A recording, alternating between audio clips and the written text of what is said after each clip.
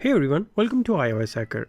In this guide, we will show you how you can switch between unified and classic looks of the phone app. In iOS 26 or later, Apple has redesigned the phone app and has introduced a new unified look.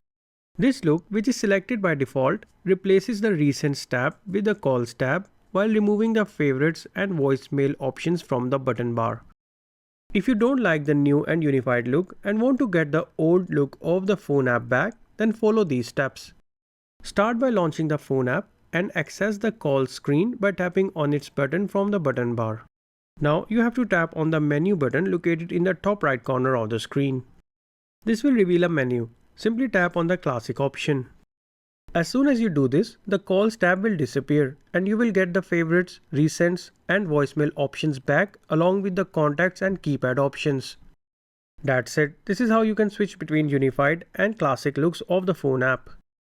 If you found this video helpful, then make sure to hit the like button and subscribe to our channel for more iPhone tips. Thanks for watching.